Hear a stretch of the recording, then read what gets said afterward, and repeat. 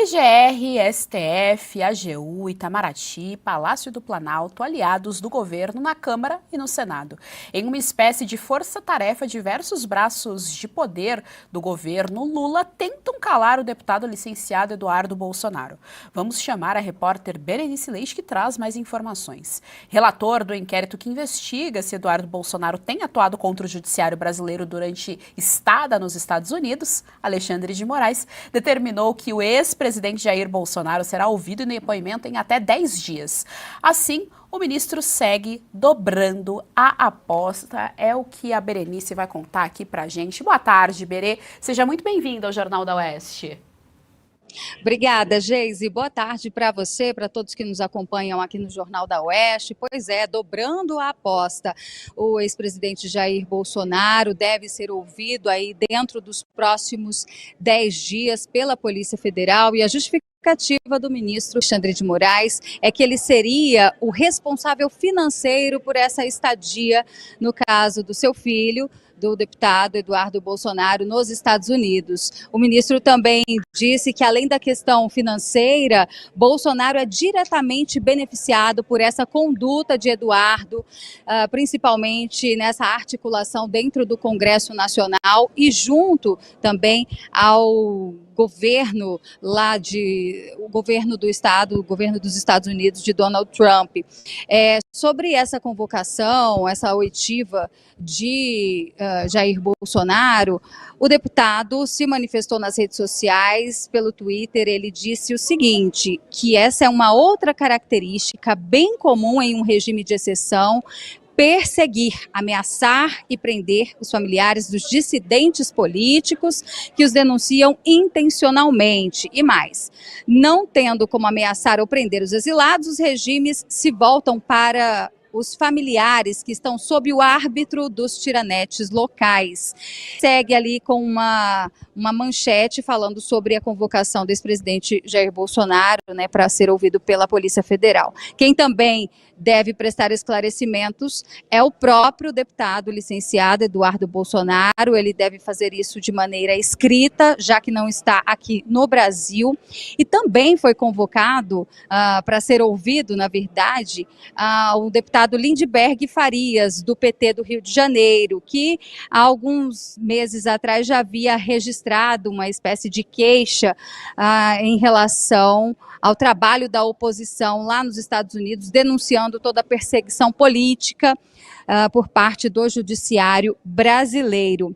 Agora, como você bem disse, é uma força-tarefa, envolve parlamentares do PT, e o próprio Itamaraty também foi acionado para que ele indique quais seriam os diplomatas lá nos Estados Unidos que podem acompanhar, digamos assim, os passos de Eduardo Bolsonaro dentro do território norte-americano. E também o governo já designou a diplomata, a embaixadora do Brasil, indicada pelo presidente Lula ainda em 2023, a embaixadora Maria Luísa Ribeiro Viotti, e ela tem agora essa missão de tentar neutralizar as denúncias de Eduardo Bolsonaro. A embaixadora, ela já está, inclusive, se articulando por lá, né, junto com membros da diplomacia dos Estados Unidos e da cúpula do Departamento de Estado, comandado por Antony Blinken, para tentar convencer Trump de não avançar nessas punições às autoridades brasileiras. Eu falo direto aqui do Congresso Nacional, conversei com alguns deputados e senadores da oposição que me disseram o seguinte, Geise: essa aposta dobrada do ministro Alexandre de Moraes só reforça as denúncias feitas pelo deputado Eduardo Bolsonaro lá nos Estados Unidos. Volto com você. Muito obrigada, Berenice Leite, pelas informações aqui no nosso Jornal da Oeste. Até amanhã, tenha uma boa tarde. E claro, para analisar todas as notícias do dia, nós temos o melhor time de comentaristas, analistas, políticos, começando pelo nosso queridíssimo Bruno Musa, hoje conosco. Musa, seja muito bem-vindo ao Jornal da Oeste. Muito boa tarde, obrigado. Sempre um prazer estar aqui às terças-feiras com vocês. Serrão, mais uma vez um prazer. Vamos adiante, o Brasil não para, né? E o nosso queridíssimo mestre Jorge Serrão conosco. Boa tarde, Serrão, seja bem-vindo ao Jornal da Oeste. Saudações, grande musa, saudações, minha pantera. Hoje nós vamos até discutir aquela briguinha Do diretor de escola que mandou o inspetor pegar o outro no Jornal da Oeste? Será que é isso? Vamos aguardar para analisar. É isso aí, vamos começando então por Brasília. Brasília sempre dando aí dor de cabeça, problema, solução, não sei. Mas sempre no noticiário, Bruno Musa, a gente está vendo a escalada da perseguição num nível completamente absurdo. A gente não consegue, inclusive, a gente tem dificuldade para dizer em termos jurídicos, porque não tem nada plausível de acordo com a nossa Constituição. Eduardo Bolsonaro está licenciado do seu cargo, algo que a Constituição permite. E ainda assim vem sendo perseguido.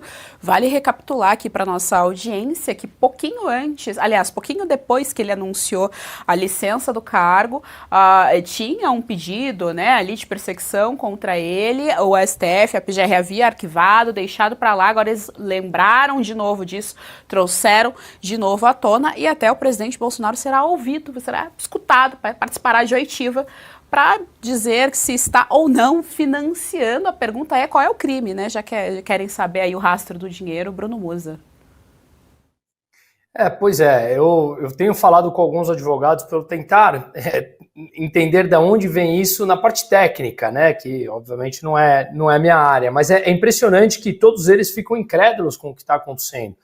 E de fato, você não tem nenhum tipo de respaldo na Constituição para a escalada autoritária que nós estamos fazendo, ou seja, há uma clara perseguição política.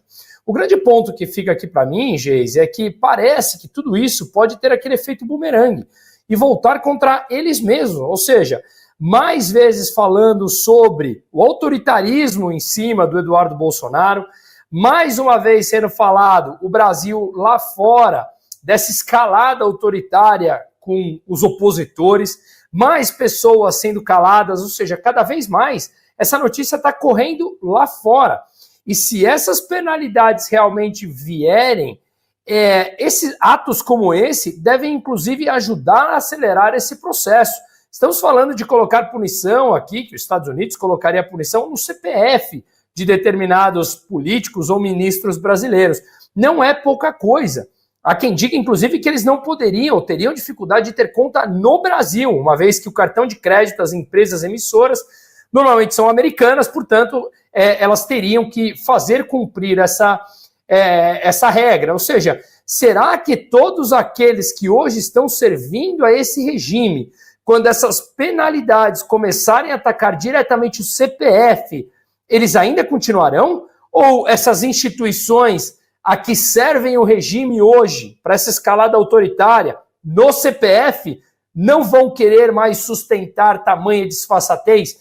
Então eu acho que a gente passou, como eu sempre falo aqui, passamos do ponto de não retorno.